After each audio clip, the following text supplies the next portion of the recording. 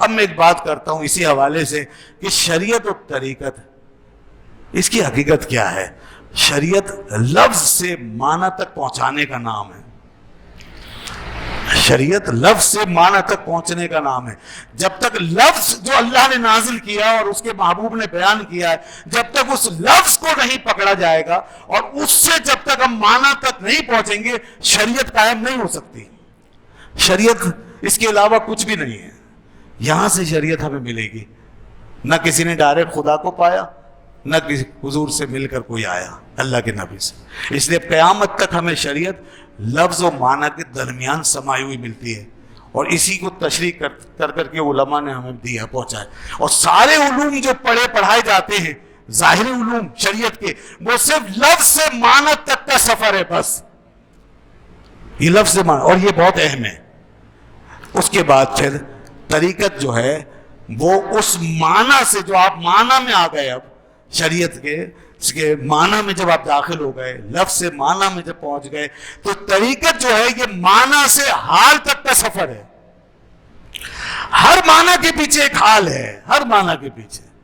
شریعت کا کوئی معنی حال سے خالی نہیں ہے. یعنی جب شریعت اب معنی کے ساتھ ہم پر وارد ہوگی، اور جب ہم اس کو اپنے اوپر ہم اپلائی کریں گے اور اپنے اوپر نافذ کریں گے، مثال کے طور پر ہم نے وہ نماز کی صورت میں اس کو لیا، اور جب ہم نے اس کو پڑھنا شروع کیا تو یقیناً یہ معنی ہمیں ایک حال میں لے کے جائے گا. اس حال تک پہنچانے میں جو کردار ہے وہ طریقت کا ہے. یہ طریقت ہے. وہاں سے ایک حال شروع ہو جاتا ہے. تو اصل میں اپنے بزرگوں کی، ان بزرگوں کی کتابوں کو اس منزل پر رکھ کر دیکھنا چاہیے کہ یہ معنی سے حال تک پہنچانے کا ایک مرحلہ ہے، بس اور کچھ نہیں. یہ پورا سفر ہے، اور جس کو وہ حال مل گیا اس کا کام پورا ہو گیا. یعنی وہ شریعت کے اوپر ظاہر و باطن کے ساتھ کھڑا ہو گیا. بس تو ایسے ہی تو نہیں فرمایا تھا نا، وہ داتا صاحب نے لکھا ہے، حضرت ابو الحسن نوری رحمۃ اللہ علیہ نے جس وقت خلیفہ نے ان کو، حضرت رقام کو اور حضرت ابو حمزہ، 3 وقت کے صوفیوں کو قتل کر دینے کا حکم دیا تھا خلیفہ نے، اور اس کو یہ اصل میں سارا فتنہ پھیلایا تھا اور گمراہ کیا تھا ایک وزیر نے جو صوفیوں کا دشمن تھا، اس کا نام تھا غلام الخلیل. اس نے خلیفہ کو بدظن کیا اور کہا ان تینوں کو اگر آپ نے قتل کر دیا تو آپ سمجھ لیں کہ تمام ملحدوں بے دینوں کا خاتمہ کر دیں گے. یعنی اتنا بدظن کیا. تو خلیفہ جلال میں آ گیا کہ اتنے گمراہ لوگ ہیں یہ، تو پھر ان کو تو پہلی فرصت میں مار دینا چاہیے.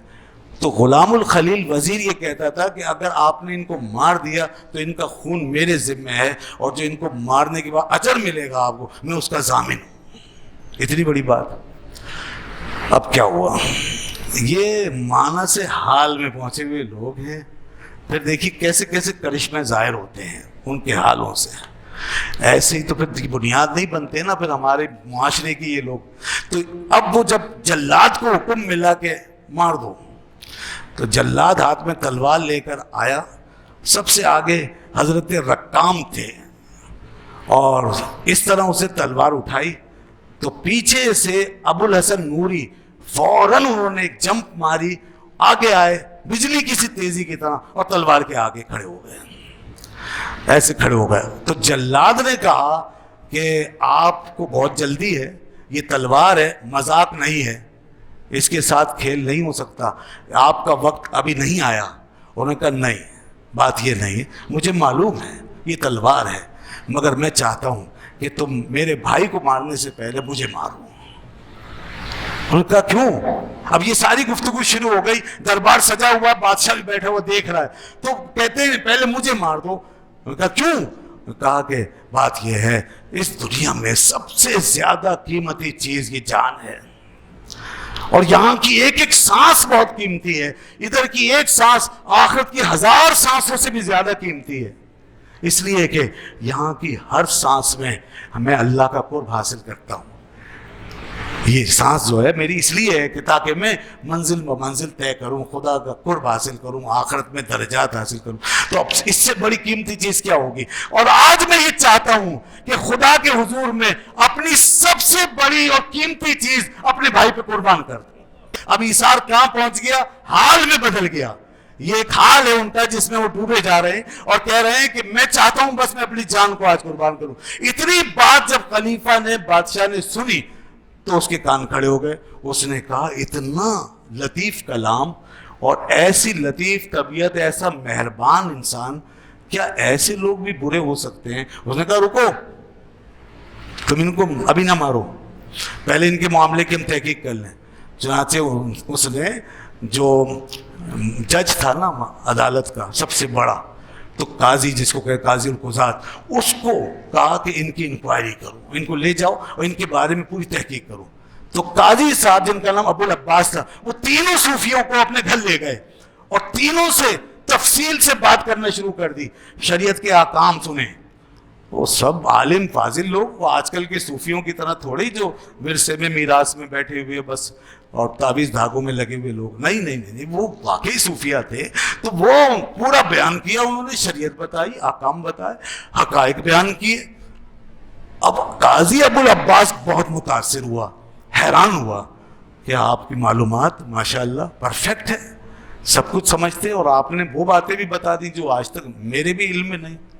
تو اس پر حضرت ابو الحسن نوری نے کہا کہ قاضی صاحب یہ تو کچھ بھی نہیں ہے، یہ تو ابھی صرف ایک حصہ ہے. کہا اس کے علاوہ اور کیا سمجھتے ہیں آپ؟ اب آئیے وہ حال کی جو چیز ہے نا، وہ انہوں نے صرف ایک جملے میں بیان کی اور کہا اِنَّا لِلَّهِ عِبَادًا يَأْكُلُونَ بِاللَّهِ وَيَشْرَبُونَ بِاللَّهِ وَيَجْلِسُونَ بِاللَّهِ وَيَقُولُونَ بِاللَّهِ. قاضی صاحب، اللہ کے ایسے ایسے بندے زمین پہ رہتے ہیں جو اللہ کے ساتھ کھاتے ہیں، اللہ کے ساتھ پیتے ہیں، اللہ کے ساتھ رہتے ہیں اور اللہ ہی کے ساتھ بولتے ہیں. ان کا کوئی معاملہ اپنا ذاتی نہیں ہے، وہ فنا ہو کر اللہ سے واصل ہو چکے ہیں. وہ اس حال میں ہیں کہ جب بھی آنکھ کھولتے ہیں انہیں خدا کا جلوہ دکھائی دیتا ہے. وہ اپنے ہر رنگ میں خدا کے ساتھ اس کے قریب اپنے آپ کو پاتے ہیں.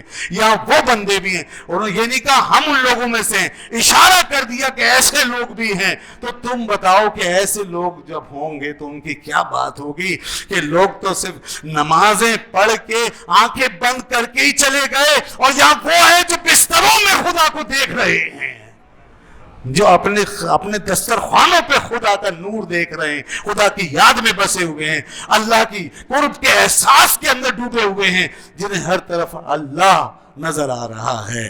اینما تولوا فثم وجہ اللہ. قرآن نے فرمایا جہاں بھی رخ کرو، اگر آنکھ کھول کے دیکھو گے تو تمہیں اللہ نظر آئے گا. خدا کی شان بہت بڑی شان ہے.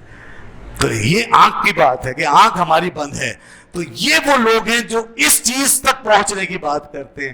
تو اب اس نے قاضی نے جو بات لکھی اور جو ان کا احوال لکھا، اس نے سب کچھ قلم بند کیا، ان کے حالات اور یہ باتیں اور ساری، اور کہا بادشاہ سے کہ اگر یہ لوگ ملحد ہیں تو من المواحد، تو مواحد کون؟ اگر یہ ملحد ہے تو توحید پر کون ہے؟ اگر یہ گمراہ ہیں تو راہ پر کون ہے؟ اور کہا کہ اگر آپ نے ان کو قتل کر دیا تو دنیا کے بہترین لوگوں کو مار دیں گے آپ. بہترین لوگ ہیں یہ جو تم نے میرے پاس بھیجے ہیں. اگر آپ نے ان کو مارا تو میں گواہی دیتا ہوں کہ دنیا کے بہترین لوگوں کو آپ قتل کریں گے. اس سے بڑا گناہ اور کیا ہوگا؟ چنانچہ بادشاہ نے جب یہ رپورٹ پڑھی، ان کو معذرت کے ساتھ بلایا اور کہا ہم آپ سے معذرت خواہ ہیں، اب آپ یہ بتا دیجئے کہ آپ ہم سے کیا چاہتے ہیں. آپ کو ہم سے کچھ کام، کوئی ضرورت، کوئی حاجت، سب پوری کر دیں گے آپ کی. ان میں سے ہر ایک نے یہ کہا کہ بادشاہ سلامت، ہماری آپ سے ایک ہی حاجت ہے. بادشاہ خوش ہوا کہ میں ان کے کام آ سکتا ہوں. ہماری آپ سے ایک ہی حاجت ہے. وہ کیا؟ آپ ہمیں خدا کے واسطے ہمیشہ کے لیے فراموش کر دیں، ہمیں بھول جائیں، نہ آپ ہمیں اپنے قرب کے ساتھ آزمائش میں ڈالیں، نہ اپنا مقرب بنائیں، اور نہ آپ ہم پہ غضب و غضب کر کے ہمیں مقہور اور متون ٹھہرائیں. بس آپ ہمیں فراموش کر دیں جیسے دنیا میں ہم ہے ہی نہیں. یہ ہماری حاجت. بادشاہ نے کہا ٹھیک ہے جیسے آپ چاہیں. ان کو رخصت کر دیا. یہ ہیں وہ لوگ اللہ والے. تو اب ان کے حوال بتا رہے ہیں کہ وہ کس حال میں ہیں، ان کی کیفیات ہیں، ان کے معاملات ہیں جو دنیا نے دیکھے. آج اگر کوئی صوفی بنا پھرتا ہے تو اس کو تو آپ ہر طرف سے دیکھ لو کہ اس کی حالت کیا ہے، وہ اس کا رنگ کیا ہے، اس کی کیفیت کیا ہے، سب جانتے ہیں. پھر بھی لوگ اندھے بن جاتے ہیں اور خواہ بس کسی کے ساتھ چمٹ کے چل رہے ہیں، جھوٹے اور جعلی لوگوں کے ساتھ. یہ سب ہماری آنکھوں میں نظر آ رہا ہے اور ہماری عقلیں بھی سمجھتے ہیں، مگر ہم جان بوجھ کے اندھے بنے ہوئے ہوتے ہیں. اس لیے ہمیں علم سمجھنا چاہیے، ان اصل بزرگوں کو پہچاننا چاہیے. اور جو لوگ ان بزرگوں کے خلاف زبانیں تان دراز کر رہے ہیں وہ بھی تاریخ کے بہت بڑے مجرم ہیں. وہ امت کو صالحیت کے راستے سے بھٹکا رہے ہیں اور ان بزرگوں سے ہٹا کر اپنے پیچھے چلا رہے ہیں. تو ان کے پیچھے کیا ملنے والا ہے؟ جو کبھی کسی کے ایجنڈے پہ کام کرتے ہیں، کبھی کسی کی سرپرستی میں بولتے ہیں، کبھی مال دھن دولت کے لیے بولتے ہیں، کبھی شہرت و عزت کے لیے بولتے ہیں، جن کا نہ کوئی کردار ہے نہ کیریکٹر ہے اور معمولی نوعیت کا علم ہے، صرف چند لفظ پڑے ہوئے لوگ. کہاں اتنے گہرے اور اتنے عظیم لوگوں کے بارے میں لب کشائی. اس لیے ادب یہ ہے کہ اتنی بڑی بڑی ہستیوں کو جب دنیا نے مانا ہے تو ہمیں بھی ماننا چاہیے، اور جس کو نہیں مانا اسے نہیں ماننا چاہیے. دنیا کی آخری جملہ کہہ رہا ہوں، دنیا کی سب سے بڑی گمراہی یہ ہے کہ امت جس کو مانے ہم اس کو نہ مانیں، اور امت جس کو نہ مانے ہم اس کو ماننے لگ جائیں. تو حسین کو مانو اور یزید کو چھوڑ دو، یہ امت کا فیصلہ ہے.